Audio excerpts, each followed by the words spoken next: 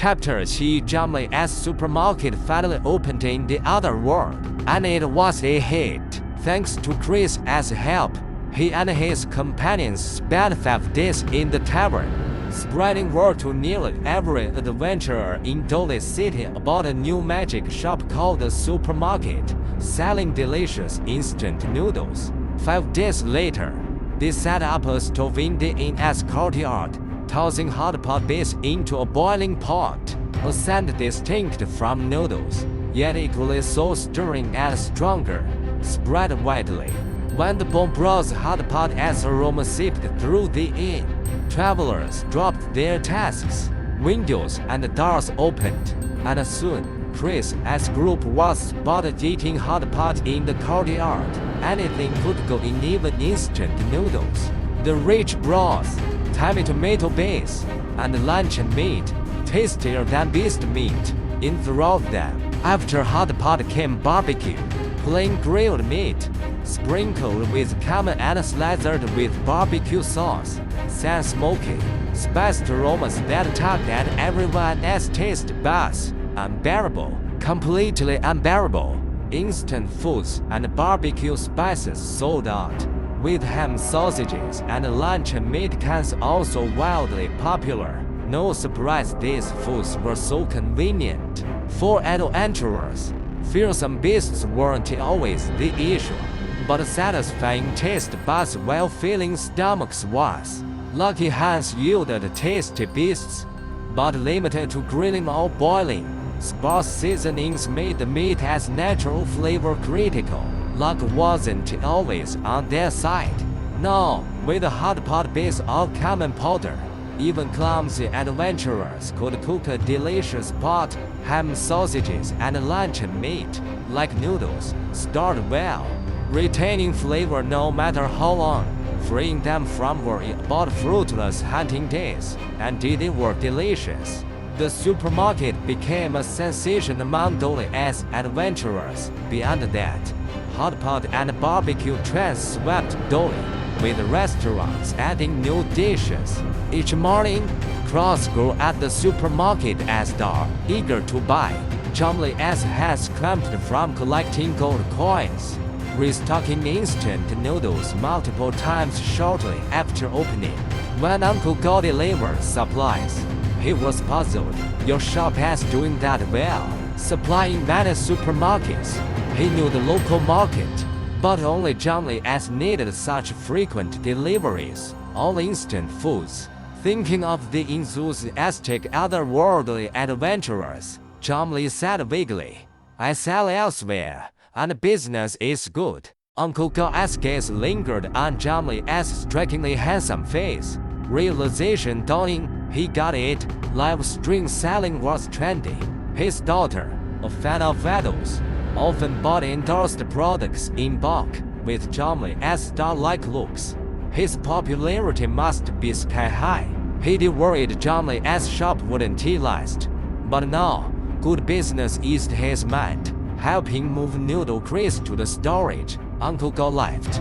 Jumley organized the stock, refilling empty shelves. Just as he finished, Grandma Chen walked in. She grabbed a pack of salt from the bottom shelf, nagging, Xiaozhang, why is your shop closed every morning? After shuttling between worlds, Jumley set a schedule. On Earth, afternoons and evenings were busy, while in the other world, Dole's residents queued at dawn, fearing they'd miss out. So, his shop opened mornings in the other world, afternoons and evenings on Earth. Unable to explain Chunyue, he said, can't he get up in the morning? Grandma Chen choked. Check him out, she muttered. You can't run a business like that. Jumley just nodded, not explaining. Heaven knew he was diligent, up early, sleeping late, no lazy mornings. Once, he overslept, opening an hour late, and otherworldly customers complained endlessly.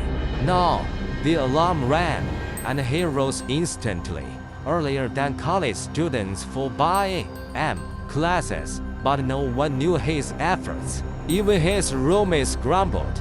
You rig on every morning, we raise loving at 996. and you're sleeping in. Boss John, you may have fallen. You used to bring breakfast for the whole dorm. John Lee. No signal in the other world. What could he do? Augustus had complaints too. Augustus Dean, son of Dolly S. Lord, future city lord, when a magic shop called the supermarket appeared on the commercial street. He was informed immediately but learned details later than most. The supermarket first gained traction among adventurers for its convenient, affordable food.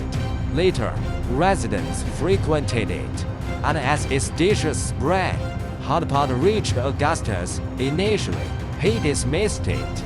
His mansion employed chefs from the capital, masters of a rich soup made from premium beast meats, which he considered the pinnacle of flavor. He assumed residents' excitement stemmed from their limited exposure, until one day, post-sword training, he caught a faint aroma on a servant.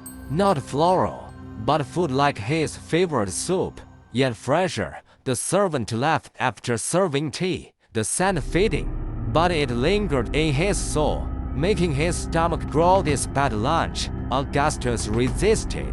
Then couldn't he? Summoning the maid to question her. "It as hot pot," she said nervously. "I ate hot pot for lunch." Hot pot? The new magic shop sells something called hot pot base. Augustus pondered, then said, "Let me try it." Soon, the kitchen prepared two large pots with both bases, adding Dolly as trained ingredients. Before the pots reached the table, Augustus inhaled their intertwined aromas, stronger and more intense than before. One pot was milky white, the other a vibrant, appetizing red. He tried the clear broth first, picking his favorite beast meat. The moment it hit his tongue, his eyes widened. How could it be? This beast meat, whether grilled or stewed, was a renowned delicacy across the island continent. He tried every preparation, thinking it perfected.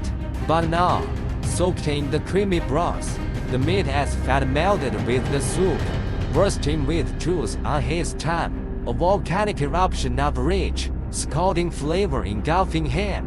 How could it be so delicious? Though his tongue burned, he couldn't stop. Then, luncheon meat from some unknown beast. It was soft yet springy, free of gaminess, tender and delectable. The clear broth was divine, but the tomato hot pot was extraordinary. Unsure what tomato was, its tangy, refreshing broth was appetizing, the soup itself delicious. The same ingredients tasted different in each pot, even vegetables, which Augustus loathed for their bitterness, became sweet and fresh after soaking in the oily broth. He lifted curling golden noodles from the soup, studying them, then summoned the servant. "What is this?" "Instant noodles," she replied. Another bowl as tomato broth held straight, translucent noodles, and this, vermicelli. Augustus ate both. Instant noodles were famous in Dolly, but vermicelli stunned him. Biting in, it was chewy, soaked in rich broth, condensing the pot as complex flavors. Damn it! Augustus ate faster, devouring eagerly. How could such delicious food exist? And Dolly as commoners enjoyed it before he, a noble, did.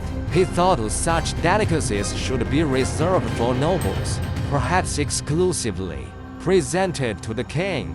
Its creator might earn the title, polishing off both pots, even drinking the tomato broth. Augustus paced the castle to digest, resolving to visit the supermarket himself. But it wasn't so simple. That day, he arrived with attendants, but the shop was closed, the door unresponsive. Inside was a cramped, run-down space, unlike others' descriptions, with no one or goods. The next day, he waited early, but the shop didn't open. Urgent duties forced him to leave, and he heard the supermarket appear soon after. The third day, as he prepared to go, Gauss reported a swarm of magical scorpions north of the city. He led soldiers to exterminate them, camping overnight. When he tasted a new barbecue style, returning, he missed lunch hours. Jomli was back on Earth eating. The next day, Jomli closed early to sightsee Dolly. Augustus, how could Dolly have such a lazy person?